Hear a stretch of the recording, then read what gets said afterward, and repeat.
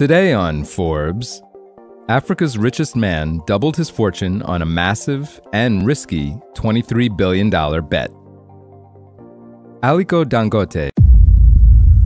Jina ni utajiri, jina ni urithi, jina ni mafanikio. Ilipatwa kuandikwa katika vitabu vitakatifu Biblia. Heri jina jema kuliko mali nyingi na neema kuliko fedha na dhahabu. Vijana wengi duniani wanatafuta mali nyingi, fedha na dhahabu kuliko jina. Jina limebeba utambulisho wa mtu na vyote alivyonavyo kutoka kizazi kimoja hata kizazi kingine. Jina limebeba mali, fedha na dhahabu. Jina ni utajiri. Ninajua ya kwamba unajua nitajapo jina Said Salim Baresa, najua kitakachokujia kwako. Najua nikitaja jina Mo Dewji kitakachokujia kwako, na nikitaja jina Dangote najua kitakachokuja kwako. Tajiri nambari mosi Afrika, mtu tajiri kuliko watu wote weusi duniani, kama anavyotajwa na jarida la Forbes.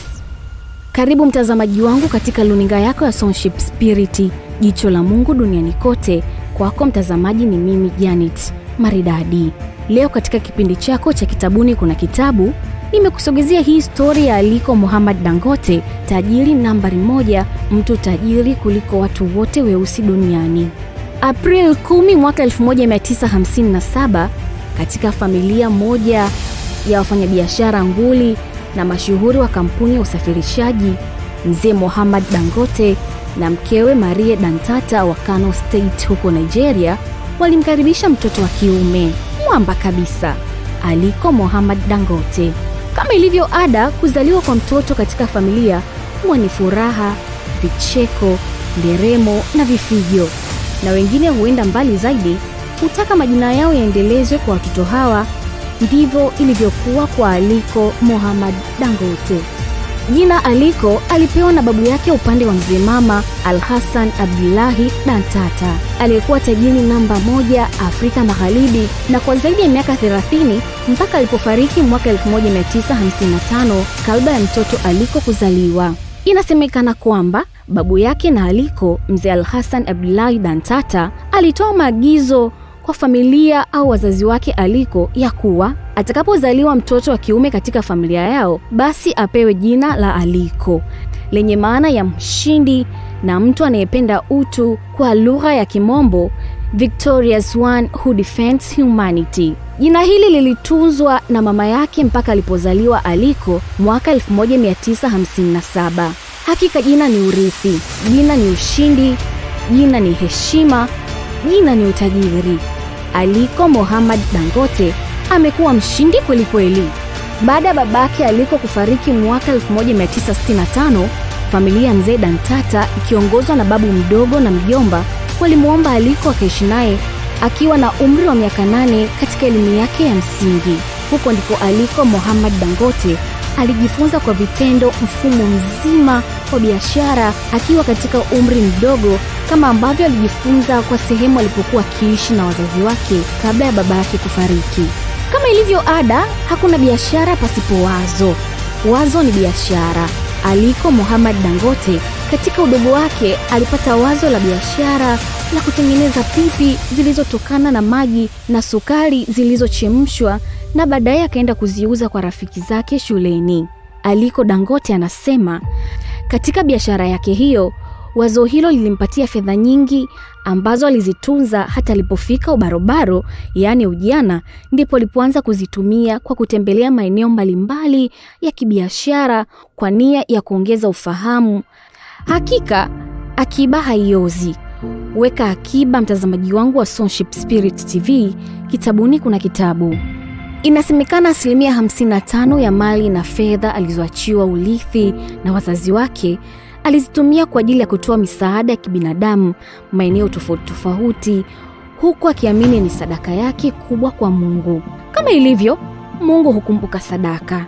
Aliko Mohamed Dangote, tajiri namba mosi Afrika, mtu tajiri kuliko watu wote weusi duniani.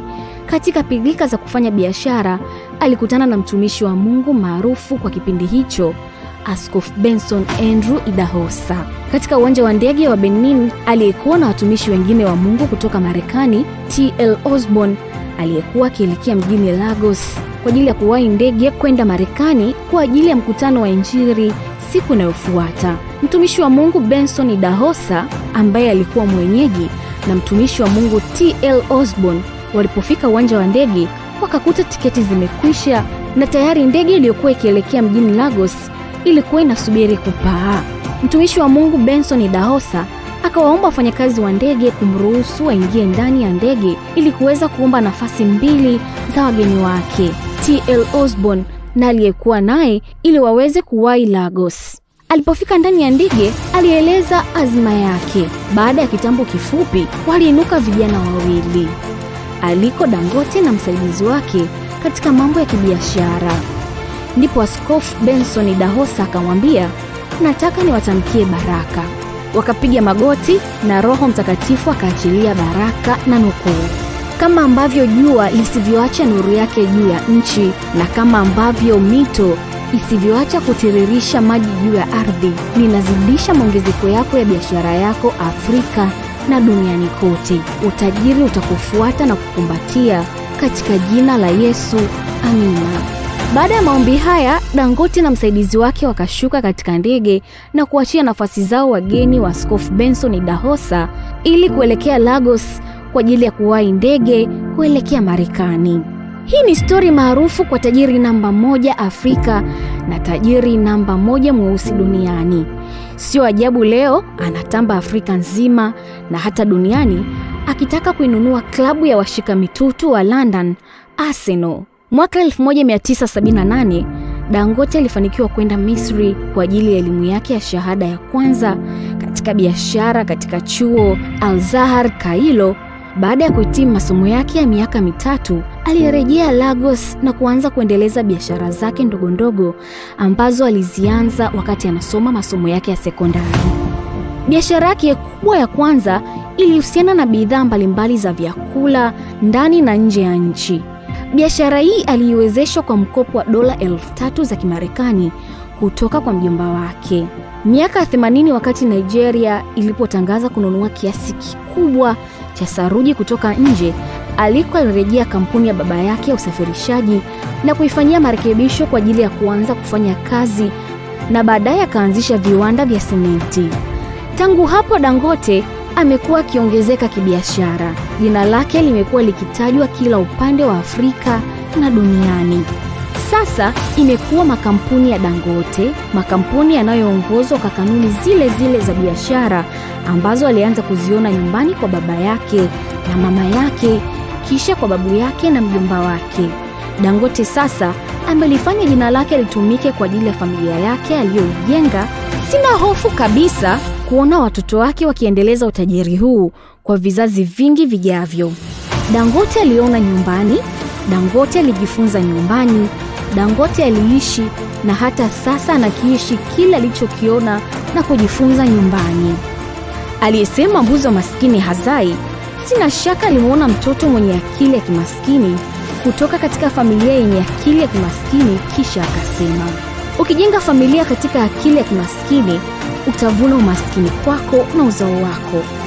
Ukijenga familia katika akili ya utajiri, nawe utafurahia kuvuna mazao ya utajiri, kama ilivyokuwa kwa Abraham kwenda kwa Isaka, Isaka kwenda kwa Yakobo, na baadaye Yakobo kwenda kwa wanawe 12, na kisha Yesu Kristo, na sasa sisi tuliozaliwa kwa Roho wa Kristo. Je, mwenzangu unajenga familia kwa akili ipi?